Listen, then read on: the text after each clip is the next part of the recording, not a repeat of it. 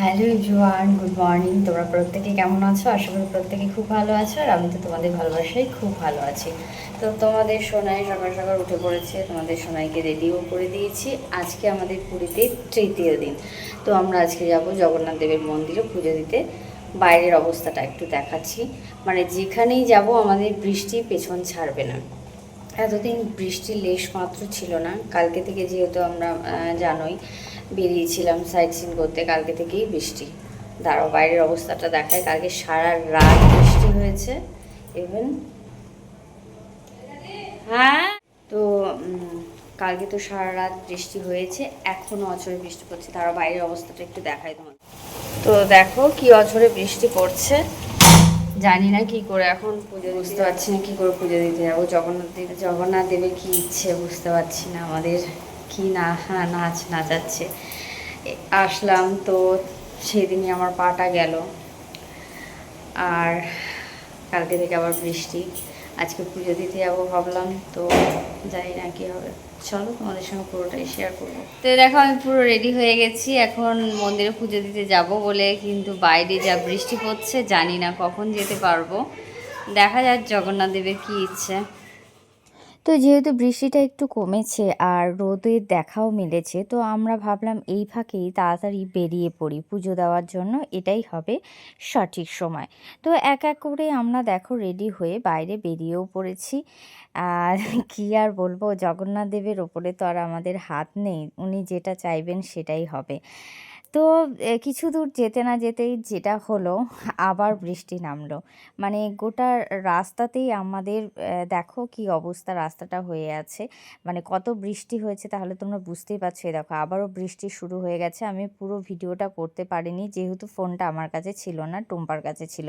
তো আমরা অলরেডি পুজো দিয়ে বাইরে বেরিয়ে এসেছি। বেরিয়ে এসে এবার রুমের উদ্দেশ্যে আমরা যাচ্ছি। যেহেতু পুজো ছিল বললাম, টোটো ফোটো কিছু পাচ্ছিলাম না, তো ওই পা নিয়ে আমাকেও হেঁটে হেঁটেই যেতে হচ্ছিল, কিচ্ছু করার নেই।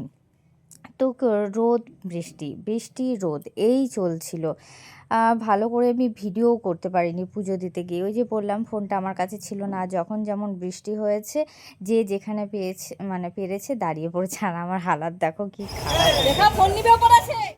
তো মংফুতে যেই কেসটা হয়েছিল আবারও সেই কেসটাই, সেম কেসটাই হতে যাচ্ছিলো আমার সঙ্গে। ফোনটা আমার বাঁদরে নিয়ে পালাচ্ছিল, আমি খেয়ালই করিনি, পিঙ্কিদি বলল।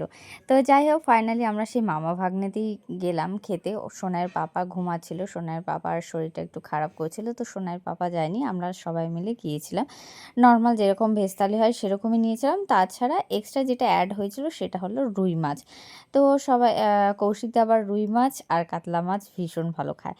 তো যাই হোক খাওয়া দাওয়ার পর একটু বিশ্রাম করার পর আমরা আবার সবাই রেডি হয়ে বিচের ধারে গেলাম। বিচের ধারে যাওয়ার পর যেটা হলো, মানে কি আর বলবো, যখনই আমরা বিচের ধারে যাচ্ছি তখনই বৃষ্টি, যখনই বিচের ধারে যাচ্ছি তখনই বৃষ্টি। আবার দৌড়ে দৌড়ে আসতে হচ্ছে।